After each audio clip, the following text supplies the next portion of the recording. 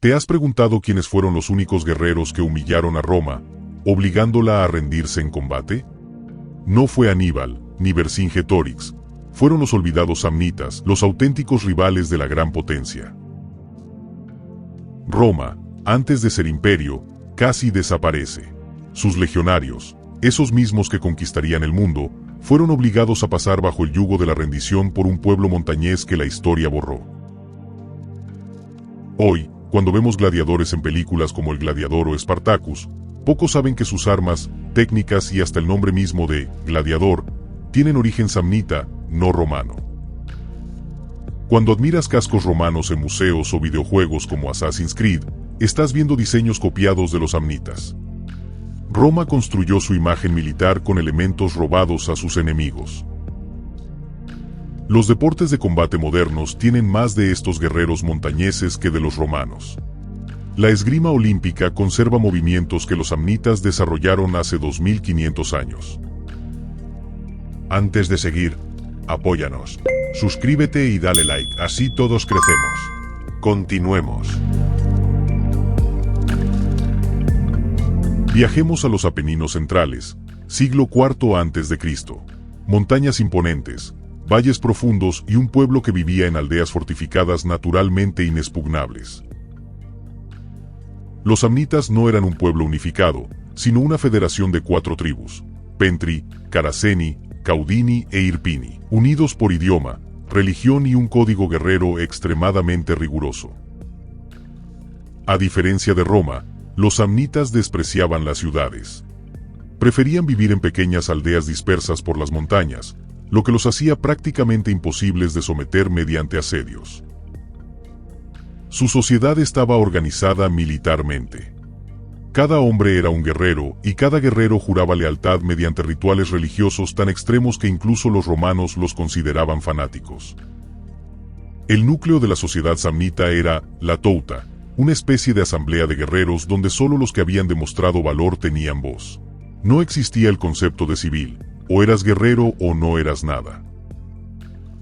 El armamento samnita era superior a cualquier otro de la época: escudos ovalados que protegían todo el cuerpo, cascos con enormes penachos para intimidar, y jabalinas que podían atravesar cualquier armadura.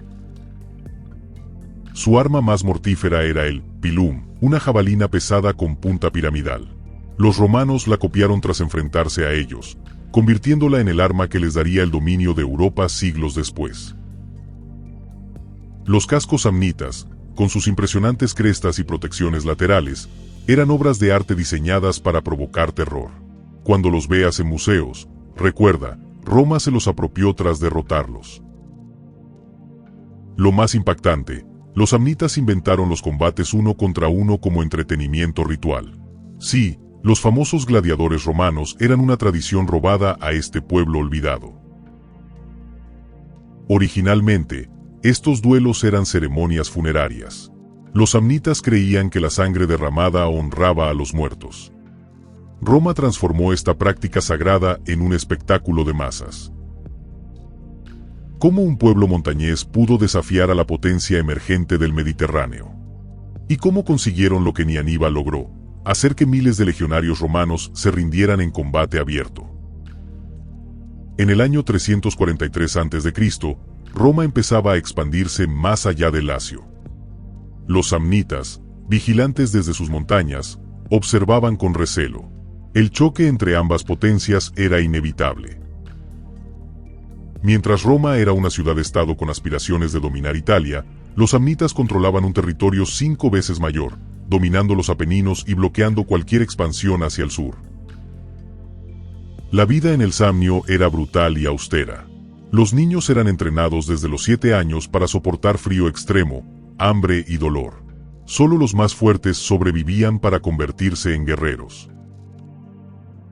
A diferencia de los romanos, que vivían en lujosas domus con calefacción por suelo, los samnitas habitaban casas semienterradas en las montañas donde las temperaturas invernales bajaban de 0. Su dieta consistía principalmente en carne de cabra y cerdo, queso duro y un pan de bellota que les daba energía sostenida. Esta alimentación alta en proteínas creaba guerreros fuertes y resistentes. Los samnitas practicaban un culto religioso centrado en el toro, símbolo de fertilidad y fuerza. Sus sacerdotes realizaban ritos de adivinación usando los intestinos de estos animales antes de cada batalla. El líder más notable de los samnitas fue Gayo Poncio, un brillante estratega comparable a Aníbal. A diferencia de los generales romanos, Poncio utilizaba el terreno montañoso para tender emboscadas letales. Poncio había estudiado con filósofos griegos en Tarento, combinando la astucia helena con la ferocidad samnita. Esta mezcla de inteligencia y brutalidad lo convirtió en el peor enemigo de Roma. Otra figura clave fue Gayo Ignacio, quien casi logra unificar a todos los pueblos itálicos contra Roma. Su visión: crear una federación italiana que frenara permanentemente la expansión romana. La élite guerrera samnita recibía el nombre de Legio Linteata, la Legión de Lino. Se llamaban así por las túnicas blancas que vestían tras jurar ante sus dioses luchar hasta la muerte antes que rendirse. El ritual de iniciación de la Legio Linteata era aterrador. En un templo cubierto de telas negras, iluminado solo por antorchas, los guerreros juraban sobre las entrañas de un toro sacrificado morir antes que huir. Los romanos documentaron este ritual con horror y fascinación. Cualquier samnita que rompiera su juramento era considerado muerto en vida. Nadie podía hablarle, tocarlo o mirarle directamente. Cuando las tensiones estallaron finalmente, la primera guerra samnita comenzó en 343 a.C. El pretexto: una disputa por la ciudad de Capua. La realidad: dos potencias luchando por el control de Italia central. Esta primera guerra terminó en tablas 3 años después. Roma, aún no preparada para enfrentarse a guerreros montañeses, firmó una paz precipitada. Ambos bandos sabían que era solo una tregua. Lo que seguiría sería la Segunda Guerra Samnita, el conflicto que casi destruye a Roma por completo. Un enfrentamiento que dejaría una herida tan profunda que los romanos nunca olvidarían, ni perdonarían. En 327 a.C., Roma violó el tratado de paz al establecer una colonia en Fregellae, territorio samnita. La respuesta no se hizo esperar. Gayo Poncio reunió al mayor ejército samnita jamás visto hasta entonces. La Segunda Guerra Samnita se convirtió en una lucha brutal de 19 años. Roma, confiada en su poderío, envió a sus mejores legiones hacia el sur, sin saber que marchaban hacia una trampa legendaria. Gayo Poncio había preparado minuciosamente su estrategia. Conociendo la agresividad romana, dejó pistas falsas que indicaban que el ejército samnita asediaba la ciudad de Luceria, lejos de su posición real. Las legiones romanas, comandadas por los cónsules Veturio y Postumio, mordieron el anzuelo. Más de 40.000 legionarios marcharon por el valle de Caudio, un estrecho desfiladero entre montañas agrestes. Lo que siguió fue la famosa batalla de las Orcas Caudinas, 321 a.C., considerada la mayor humillación militar en la historia de Roma. No fue una batalla, sino una perfecta emboscada estratégica. Cuando los romanos se adentraron en el desfiladero, descubrieron que el paso adelante estaba bloqueado por troncos y piedras. Al intentar retroceder, el camino por el que habían venido también había sido cerrado. Atrapados entre dos paredes de roca, los romanos alzaron la vista hacia las crestas de las montañas. Allí, guerreros samnitas con sus característicos cascos de plumas ocupaban cada posición elevada. Sin agua, sin provisiones y sin posibilidad de formar en batalla, las legiones quedaron a merced de los samnitas. Podían haber sido masacradas hasta el último hombre, pero Gayo Poncio tenía otros planes. Según relata Tito Livio, Poncio consultó a su padre, un anciano sabio, sobre qué hacer con los romanos atrapados. «Déjalos ir libres», aconsejó el anciano, «o mátalos a todos. No hay término medio». Pero Poncio eligió una tercera vía, la humillación ritual. Exigió que los 40.000 legionarios, incluidos los cónsules, entregaran sus armas y pasaran semidesnudos bajo un yugo formado por lanzas cruzadas. Pasar bajo el yugo era el símbolo máximo de rendición en el mundo antiguo. Para un romano, peor que la muerte. Cada legionario debía agacharse, despojado de armadura y dignidad, ante sus enemigos triunfantes. Las fuentes romanas describen el silencio sobrecogedor de aquel día. Miles de guerreros, la élite militar de Roma, desfilando humillados mientras los samnitas observaban desde las alturas sin emitir sonido alguno. Esta derrota cambió para siempre a Roma. El Senado, furioso por la humillación, repudió el tratado de paz firmado por los cónsules y juró venganza eterna. La guerra continuaría, ahora como una vendetta sangrienta. Roma respondió reformando completamente su ejército. Abandonó la falange griega y desarrolló el sistema manipular, unidades más pequeñas y flexibles, ideales para combatir en terreno montañoso contra los samnitas. Los romanos también copiaron las armas samnitas. El escudo rectangular romano, el scutum, fue adoptado de sus enemigos. Lo mismo ocurrió con el pilum y con los cascos ornamentados que identificamos como romanos. Irónicamente, la transformación que permitió a Roma conquistar el mundo fue inspirada por los samnitas. Sin su resistencia feroz, quizás nunca habría surgido la legión romana tal como la conocemos. En 304 a.C., tras años de guerra implacable, Roma finalmente prevaleció en la Segunda Guerra Samnita. Pero la más sangrienta de todas, la Tercera Guerra, estaba a punto de comenzar. El odio apenas empezaba. La paz duró apenas 6 años. En 298 a.C. estalló la Tercera Guerra Samnita. Esta vez, los samnitas habían formado una coalición con etruscos, umbros y galos, todos amenazados por la expansión romana. Esta alianza representaba el mayor peligro jamás enfrentado por Roma, un frente unificado de los 4 pueblos más poderosos de Italia. Si hubieran coordinado sus ataques, Roma probablemente habría desaparecido. Algunos historiadores modernos cuestionan si los samnitas realmente perdieron las guerras.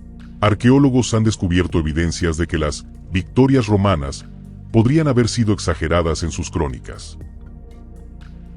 En yacimientos samnitas, se han encontrado armas y armaduras romanas que sugieren victorias samnitas no registradas en las fuentes latinas. La historia la escriben los vencedores, y Roma controló la narrativa. Otra controversia, el trato a los prisioneros. Mientras que Gayo Poncio permitió vivir a los 40.000 romanos capturados, cuando Roma finalmente lo capturó años después, fue desfilado, humillado y ejecutado. Esta asimetría moral inquieta a historiadores modernos. Los bárbaros samnitas mostraron clemencia, mientras que los civilizados romanos practicaron una brutalidad calculada que hoy consideraríamos crímenes de guerra. Durante la Tercera Guerra, ocurrió la decisiva batalla de Centino, 295 a.C., llamada por Livio la Batalla de las Naciones. Allí, Roma enfrentó simultáneamente a ejércitos samnitas, galos y etruscos. Según la tradición romana, el cónsul Publio Decio Mus se sacrificó ritualmente para ganar esta batalla, dedicando su vida a los dioses y cargando solo contra el enemigo. ¿Propaganda o verdad? El debate continúa.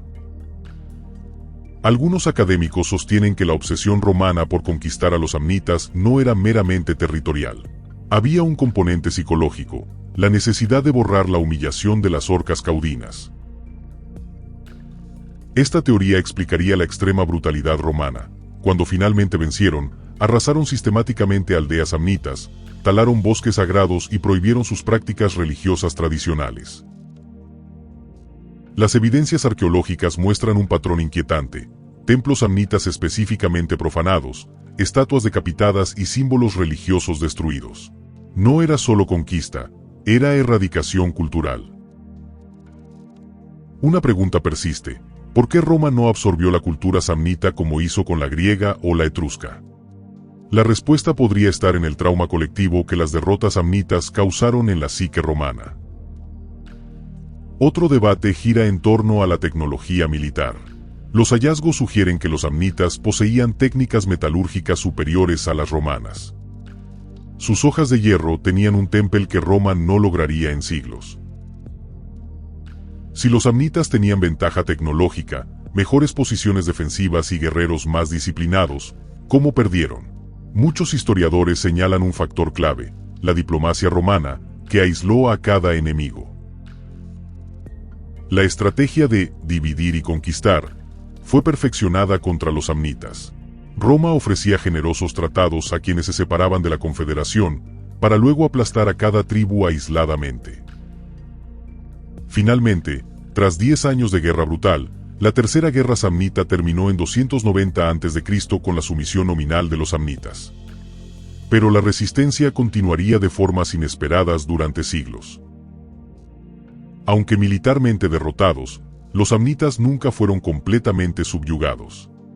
A diferencia de otros pueblos conquistados, mantuvieron su identidad cultural y una feroz resistencia pasiva durante siglos. Roma implementó una política de colonización masiva, estableciendo asentamientos en territorio samnita. Sin embargo, estos colonos a menudo eran absorbidos por la cultura local en vez de imponer la romana. El legado inmediato fue militar. La legión romana que conquistaría el mundo era, en muchos aspectos, una adaptación perfeccionada de las tácticas, armas y organización que Roma aprendió de los samnitas. El famoso Gladius Hispaniensis, la espada corta que simboliza al legionario romano, no era originalmente ni romana ni hispánica, sino una adaptación de la espada samnita de 2 filos diseñada para estocadas letales. Incluso el concepto de entrenamiento militar intensivo fue adoptado de los samnitas. Los romanos, impresionados por la disciplina de sus enemigos, copiaron sus métodos para crear soldados resistentes. Pero el legado más perdurable y sorprendente está en el entretenimiento. Los combates rituales samnitas entre guerreros fueron adaptados por Roma, transformándolos en el sangriento espectáculo de los gladiadores. La palabra gladiador deriva de gladius, pero los primeros combatientes eran llamados samnitas en la arena romana. Luchaban con equipamiento samnita auténtico, mostrado como trofeo del pueblo conquistado. Esta apropiación cultural era parte de la estrategia romana. Transformar una tradición sagrada samnita en un espectáculo de entretenimiento era una forma de humillar simbólicamente a un enemigo que nunca olvidaron.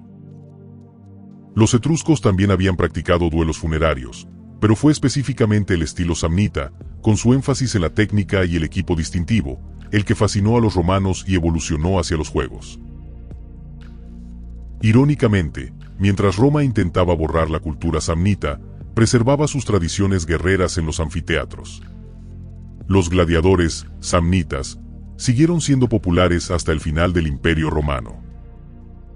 En 91 a.C., 2 siglos después de su derrota, los samnitas lideraron la Gran Revuelta Itálica contra Roma, conocida como la Guerra Social. Evidencia del increíble poder de resistencia de este pueblo indomable. Durante esta guerra, los rebeldes itálicos establecieron su capital en Corfinium, renombrada como Itálica, acuñaron sus propias monedas y casi derrotan a Roma nuevamente.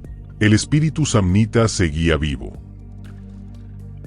La guerra terminó cuando Roma, desesperada, ofreció la ciudadanía a todos los itálicos, algo antes impensable. Esta concesión cambió la naturaleza de Roma, de ciudad-estado a verdadero estado territorial.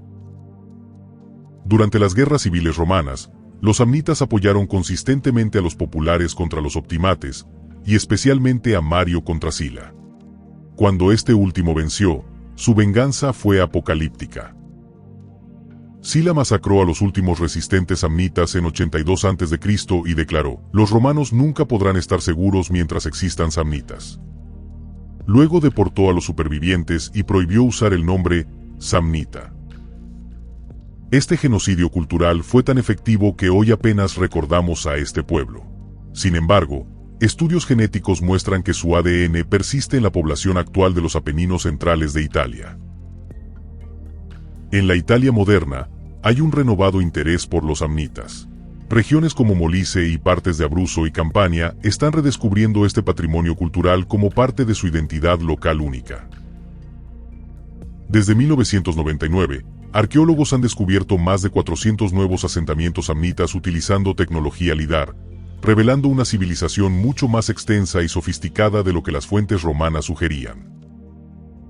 En Pietra Abondante, se ha excavado un impresionante complejo teatral samnita del siglo II a.C., mostrando que, contrario a la narrativa romana, los samnitas desarrollaron una rica cultura urbana antes de su caída.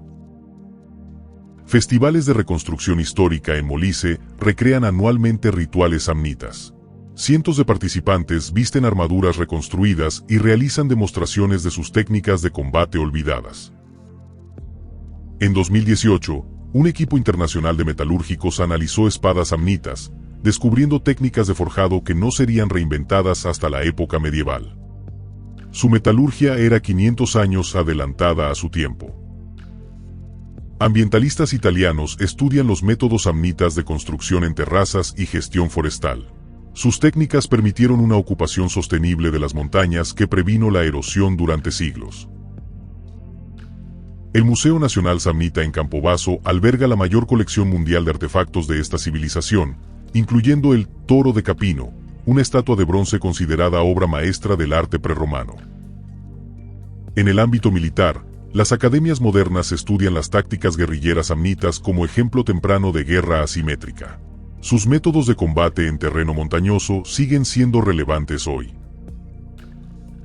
Los cascos samnitas, con sus elaborados diseños y penachos, inspiraron no solo a los romanos sino también los diseños napoleónicos y, sorprendentemente, aspectos del equipo de fuerzas especiales modernas. Su concepto de Touta, una comunidad de guerreros unidos por juramento más que por territorio, presenta paralelismos con organizaciones militares contemporáneas como la Legión Extranjera Francesa. Genetistas han identificado marcadores específicos del ADN samnita que persisten en alta concentración en poblaciones modernas de los Apeninos. Este linaje samnita es especialmente fuerte en zonas montañosas aisladas.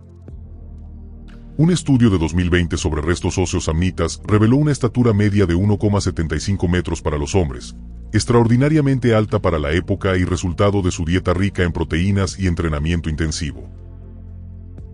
Lingüistas han reconstruido parcialmente el idioma osco de los samnitas a partir de inscripciones. Descubrieron que muchas palabras latinas, como gladiador o arenas, tienen en realidad raíces en esta lengua. La Asociación Cultural Samnium Vetus trabaja actualmente con comunidades locales para incluir los sitios arqueológicos samnitas en la lista del Patrimonio Mundial de la UNESCO, reivindicando su importancia global.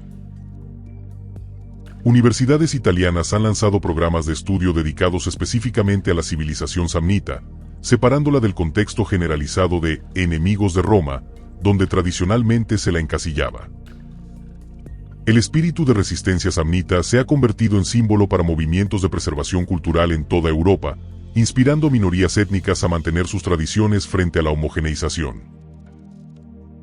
La historia de los samnitas presenta sorprendentes paralelismos con otros pueblos montañeses que resistieron a imperios, como los escoceses contra los ingleses, los chechenos contra Rusia o los kurdos en Oriente Medio.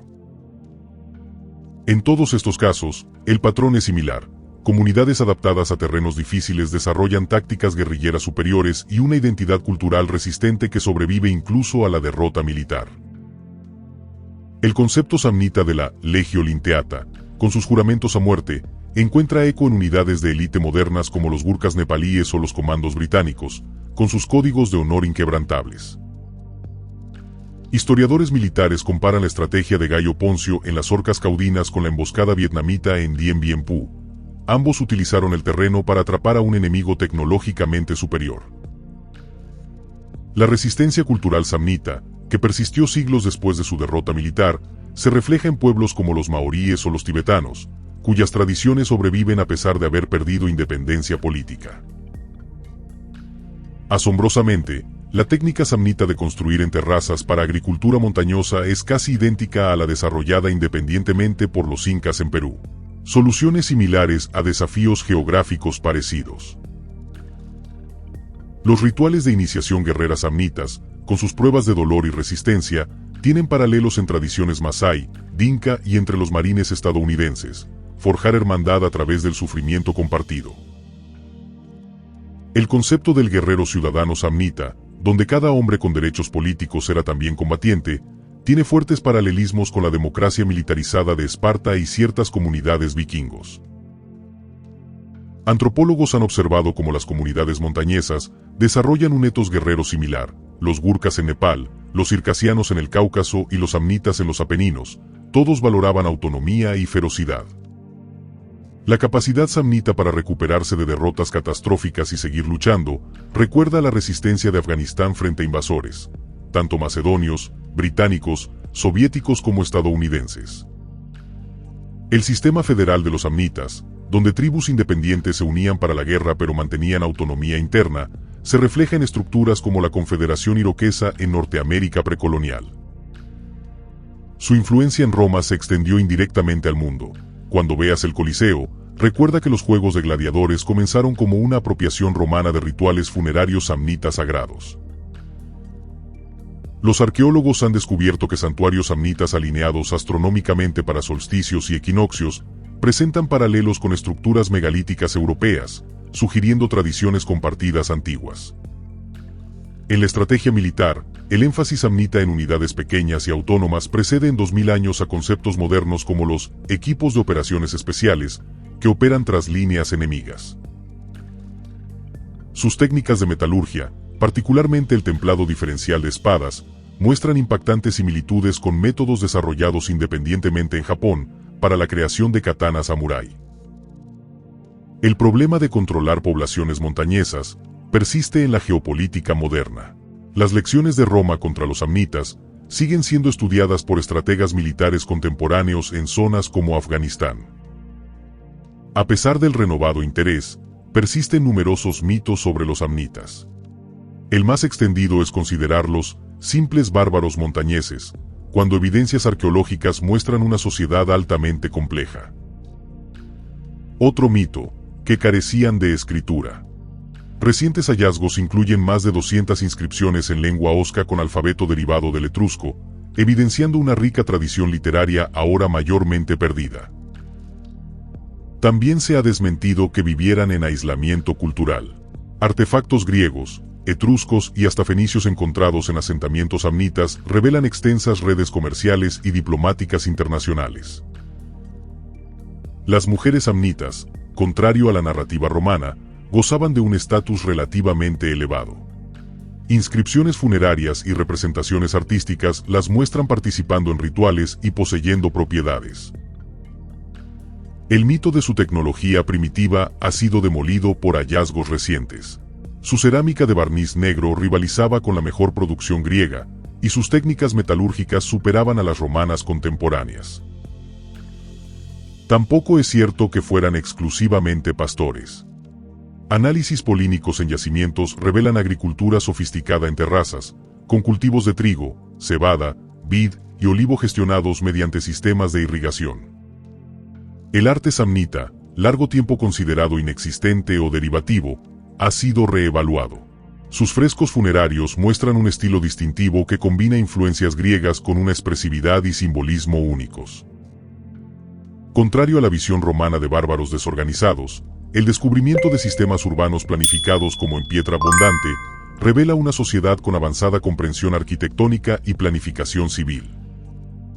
Las fuentes romanas describen sacrificios humanos samnitas, pero evidencias arqueológicas no confirman esta práctica.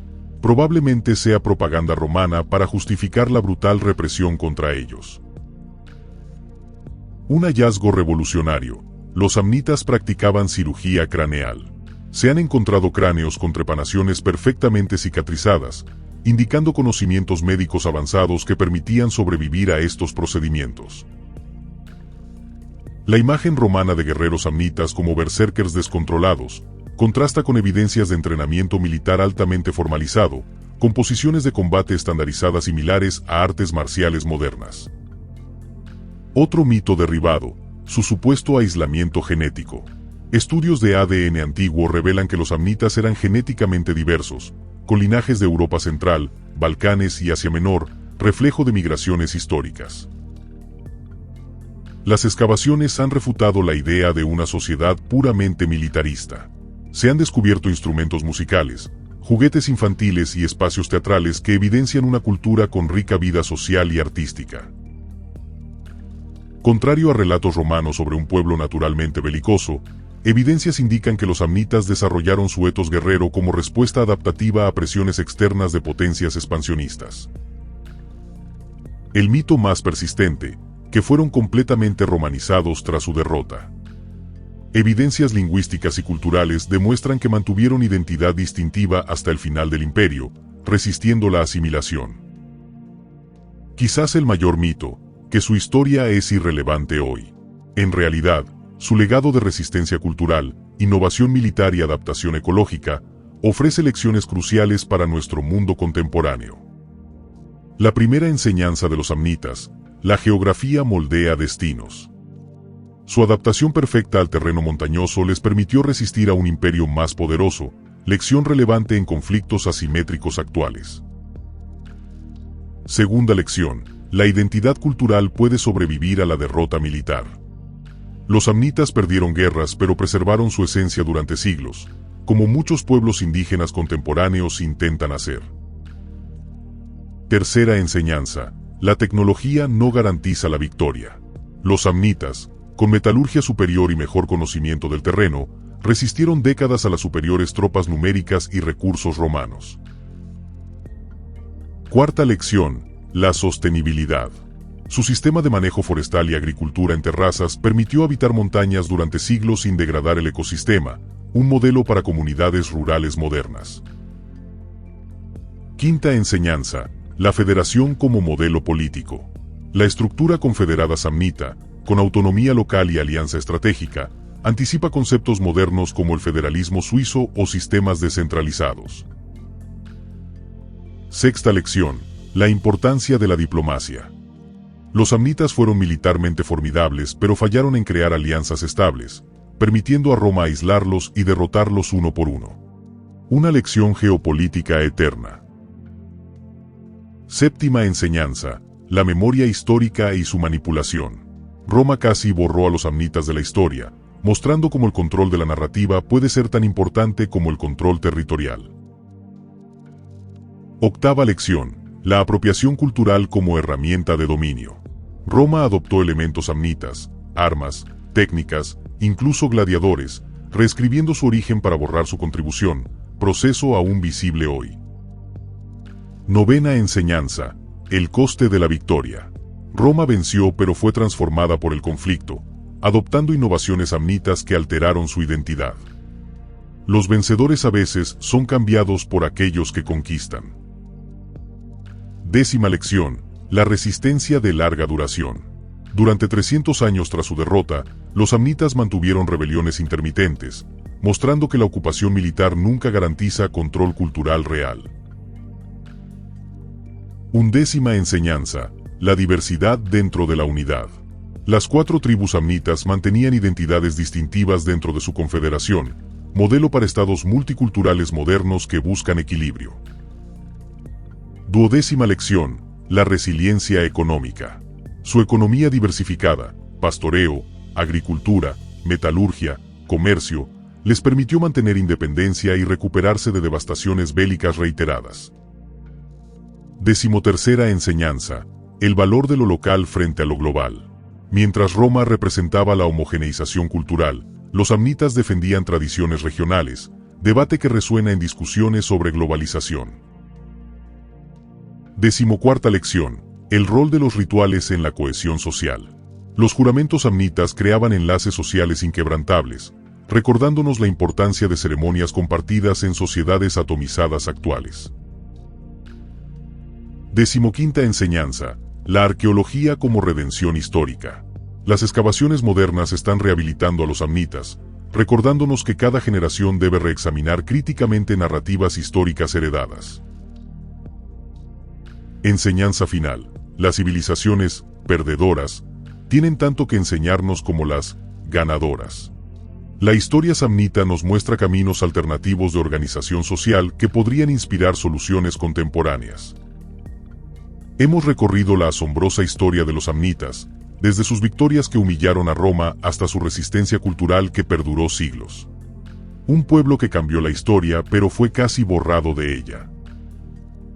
Su mayor triunfo militar, las Orcas Caudinas, debería ser tan famoso como las Termópilas, pero Roma se aseguró de minimizar esta humillación en sus registros, mostrando el poder de controlar la narrativa histórica. Figuras como Gayo Poncio, el brillante estratega que capturó ejércitos romanos completos, merecen un lugar junto a Aníbal o Vercingétorix en nuestro conocimiento colectivo de los grandes adversarios de Roma. La influencia samnita transformó a Roma, su equipamiento militar, tácticas de combate y hasta entretenimientos. Los gladiadores fueron adoptados de este pueblo al que intentaron borrar de la memoria colectiva. La próxima vez que veas representaciones de legionarios romanos, recuerda, sus cascos, escudos y jabalinas eran diseños samnitas. Los supuestos símbolos del poderío de Roma fueron copiados de quienes casi los derrotan. Y cada vez que pensemos en el Coliseo y sus gladiadores, estamos observando, sin saberlo, la transformación de un ritual funerario samnita en espectáculo de masas. Una apropiación cultural a escala imperial. La historia de los samnitas nos enseña una profunda verdad. La victoria militar no es lo mismo que la supervivencia cultural. Aunque derrotados en batalla, aspectos de su identidad y prácticas sobrevivieron milenios. Esta persistencia cultural nos habla de nuestra propia época. En un mundo de homogeneización global, las identidades locales y tradicionales pueden encontrar formas de adaptación y resistencia ante fuerzas abrumadoras.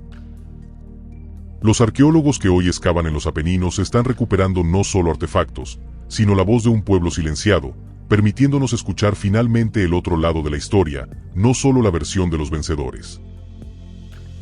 Cada pieza de cerámica, cada inscripción en osco, cada tumba samnita descubierta representa un acto de justicia histórica, la gradual rehabilitación de un pueblo cuya sofisticación y valentía merecen nuestro reconocimiento. La reciente creación de rutas arqueológicas por antiguo territorio samnita permite a visitantes recorrer fortalezas montañosas y santuarios donde estos guerreros vivieron, lucharon y practicaron sus rituales sagrados. Para las comunidades locales en Molise, Abruzzo y Campania, este renacimiento del interés por los samnitas representa más que turismo, es la recuperación de un patrimonio cultural que fortalece su identidad regional. Como nos recuerda el filósofo George Santayana, quienes no pueden recordar el pasado están condenados a repetirlo. La historia samnita nos muestra cómo imperios poderosos pueden ser desafiados por resistencias locales. Te invito a profundizar en esta fascinante civilización. Visita los museos arqueológicos en Italia Central, explora los sitios samnitas restaurados o simplemente busca más sobre este pueblo que desafió al mayor imperio antiguo. Si te ha gustado esta historia de resistencia, honor y legado cultural, dale like al video, compártelo y suscríbete para más relatos de civilizaciones olvidadas que cambiaron el mundo aunque los libros de historia apenas los mencionen. Recuerda, la historia no siempre pertenece a los vencedores. A veces, como en el caso de los samnitas, los aparentes derrotados dejan huellas tan profundas que, milenios después, seguimos descubriendo su impacto en nuestra civilización.